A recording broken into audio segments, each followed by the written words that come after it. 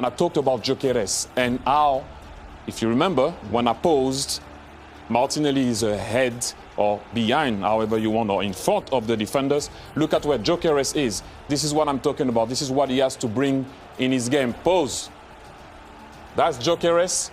There's no way right now that the defender should catch you. But what should he do though, Thierry? There, so that first touch, because he's trying to bend his run to stay obviously, on you're going to see he's going to be on side. But what I'm trying to say is, when that ball's going to be played, please roll it.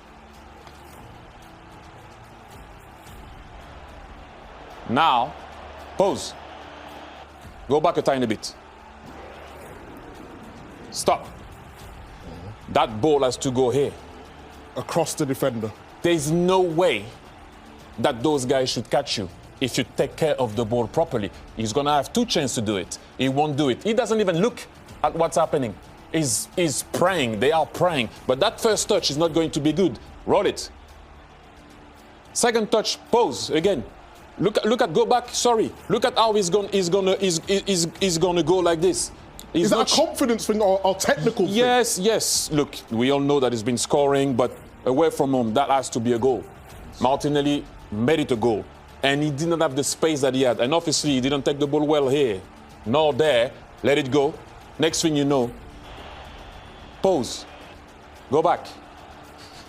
Here, there is no way, from what we saw from the halfway line, that you're going to put your hand on me to make sure that I'm not going to unleash and have a 1v1. He should have had a 1v1. You miss, but you should have had a 1v1. So if Arsenal want to win the Champions League, they need to do this a lot better. Hopefully it will happen. I'm just saying the difference being going 1-0 up and still staying 0-0. We need predictions for you because it's that time of season. So we're going to ask you each for winner, Champions League winner, top scorer, and surprise. Doesn't have to be a surprise team. It can be any kind of surprise that it throws up for you. Jamie, you go first.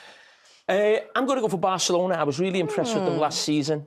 And I think they'll go close again. Top scorer as well? Top scorer and surprise. I'll go with Isaac for Liverpool, because I think Liverpool will go close. That'd be a great final, Barcelona-Liverpool. And surprise, there's 6 English teams in the Champions League. I don't think anybody's ever had 6 teams in the Champions League before. I do think the Premier League is the best league in Europe right now, but I think some of them will find it tough. I'll be surprised if more than 3 qualify for the knockout stage. Okay. You're trying to work that out 3 out of 6. I was trying to figure out what the surprise was. Well, the English team is the best league in Europe, but I think less than 50% of the teams will get through. Nice. All right. I also had Barcelona, so I'll keep it punchy. Yes. I think you explained it well. Kylian Mbappe started the season well. Top scorer. And I think Kylian Mbappe is going to win Ballon d'Or. Ooh. That is a surprise. Why is that a surprise? Why is because everyone's writing him off. Why is the best player in the world winning the Ballon d'Or a surprise? You just said Isak's going to be top scorer. So why not Mbappe then? No, you've just said your surprise was Kylian Mbappe to Everyone's talking about Lamine the Dream now out there. Everyone's talking about Dembele. Everyone's talking about Rafinha. Everyone's put to the side Mbappe, so it's a surprise. Ballon d'Or. Oh, that's absolute nonsense, Bex. I think PSG will go close again this year, but I'm going to go for Real Madrid. Oh, and I'm going to go. And I love Lamine. I think the hype about him is real, and he's a hell of a talent. Of course. But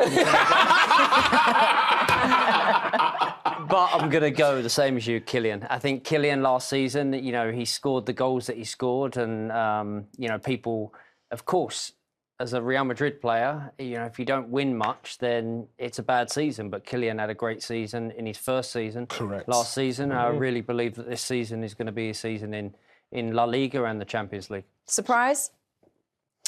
Well, I'm surprised you didn't bring no wine. You know what? I might have done. Surprise would have to be, I think that people are already writing Newcastle off. I think Newcastle, they're a good team, and I think they've got some good players, and they're very together as a team and as fans and as a club, and I think that they, could surprise a few people. Were they one of the 3 you had? They're one of my 3 who'll go through. They are. Mikel Arteta's tactical acumen was once again on full display as his second-half substitutions proved decisive. with Gabriel Martinelli and Leandro Trossard coming off the bench to inspire a crucial victory and ensure Arsenal's Champions League campaign began in perfect fashion. In a cagey first half that offered few clear-cut chances, Arteta's decision to inject pace and creativity into the game paid immediate dividends, as just 36 seconds after his introduction, Martinelli showcased his trademark flair, latching onto a precise through ball from Trossard, surging 50 yards with purpose, and finishing coolly to break the deadlock. The Brazilian's impact was not limited to a single moment of brilliance. His sharpness and movement continued to trouble the Spanish defense, creating the platform for Arsenal to assert control as the game progressed. The dynamic duo combined once more in the 84th minute, this time with Martinelli turning provider by slipping a well-weighted pass to Trossard, who made no mistake from close range to seal a deserved win and underline the strength of Arsenal's squad depth. Beyond the immediate result, the victory carried historic significance, as it marked the first time any club has recorded 6 consecutive wins against Spanish opposition in the history of the European Cup, a testament to the progress Arsenal have made under Arteta's leadership.